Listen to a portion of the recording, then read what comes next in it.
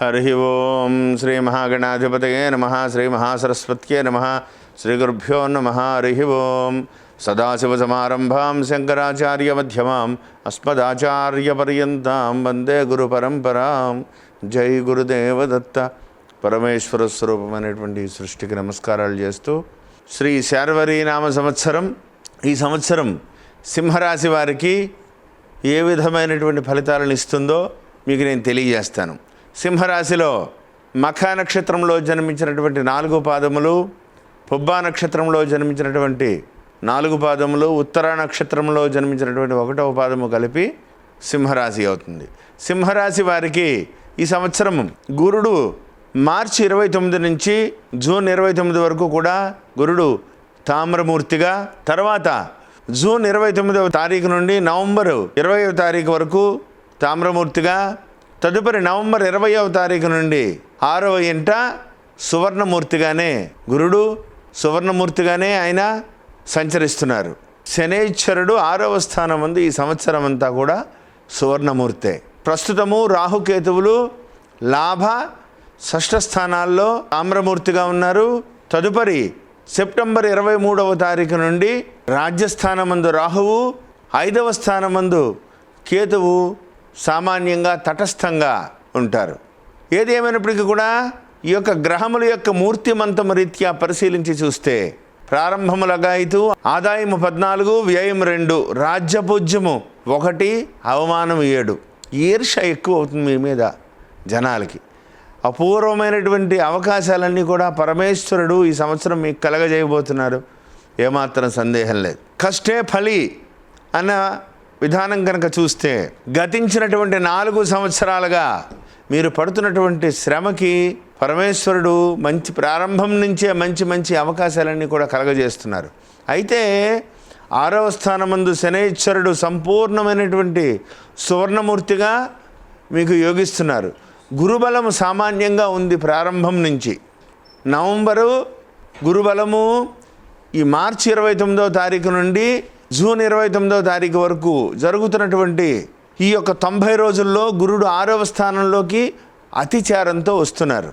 మీకు 6వ స్థానంలో సువర్ణమూర్తిగా ఉన్నారు.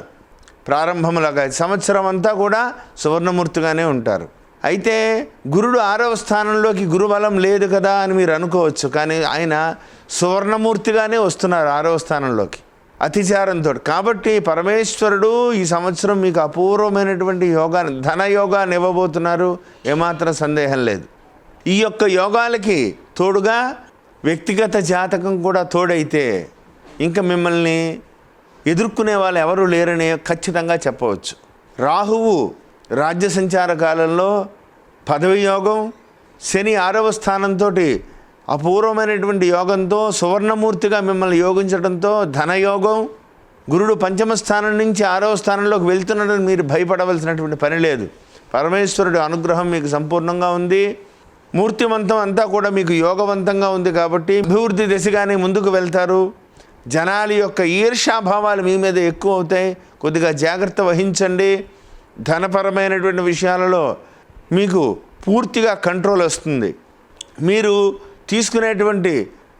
మీరు చేసేటువంటి వ్యాపార వ్యవహారాల్లో అపూర్వమైనటువంటి లాభాలు గడిస్తారు. ఏకఛత్రాధిపత్యంగా మీరు మీ యొక్క కార్యాలయాన్ని కానీ, మీరు పనిచేస్తున్నటువంటి స్థానంలో కానీ ఎక్కడైనా సరే మీ మాటకు తిరుగులేననే విధంగా మీకు పరమేశ్వరుడు మిమ్మల్ని ఆశీర్వదించబోతున్నాడని చెప్పడంలో ఏమాత్రం సందేహం లేదు. ఈ రాశిలో జన్మించినటువంటి విద్యార్థులకు మాత్రం కొద్దిగా కష్టపడితే కానీ ఫలితాలు దగ్గరికి చేరవు. ఎందుకంటే విద్యాస్థానం కొద్దిగా శుభాశుభ మిశ్రమంగా ఉంది.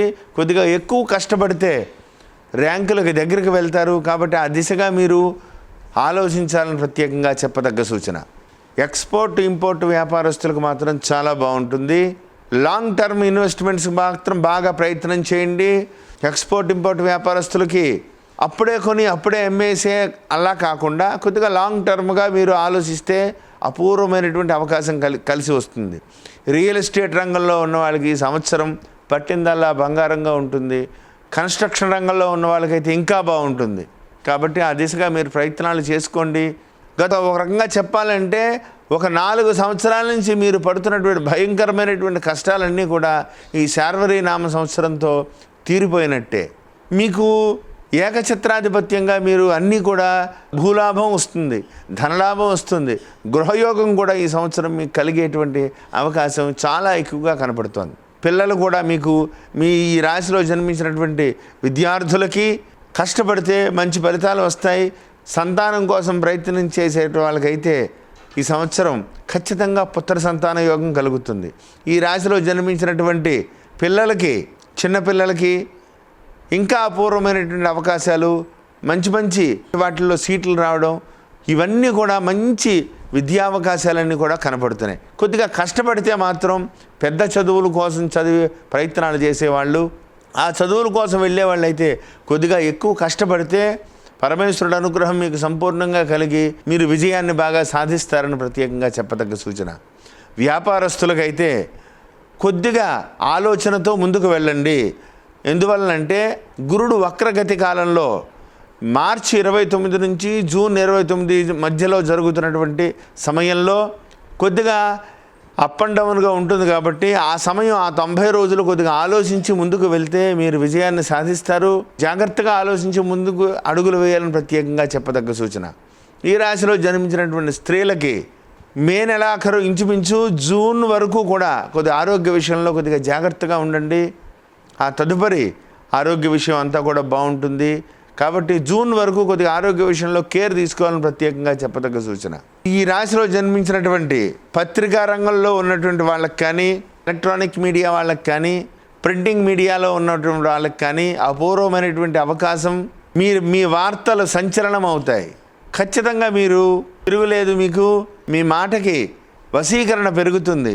అపూర్వమైనటువంటి అవకాశాలు వస్తాయి. పెద్ద పెద్ద వాళ్ళతో, వ్యాపారస్తుతో కలిసి ఇంకా మీరు మీ యొక్క రంగాన్ని పెంపొందించుకుని పైకి వెళ్ళేటువంటి అవకాశం కూడా కనపడుతోంది.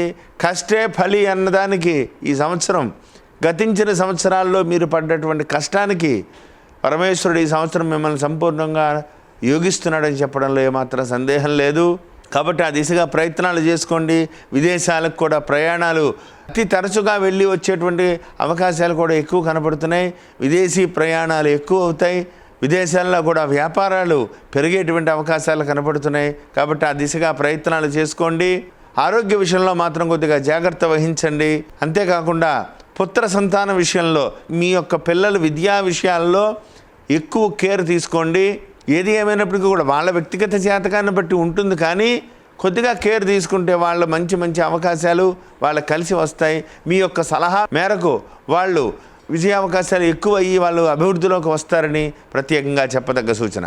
అంతేకాకుండా మీరు తీసుకునేటువంటి నిర్ణయాలు కొంత సంచలనాత్మకం అవుతాయి. ఈ సంవత్సరం అందరూ కూడా మీ గురించే మాట్లాడుకుని అంత గొప్పగా మేజర్ స్టెప్పులు పడతాయి. మీకు అపూర్వమైనటువంటి స్నేహ సంబంధాలు పెరుగుతాయి.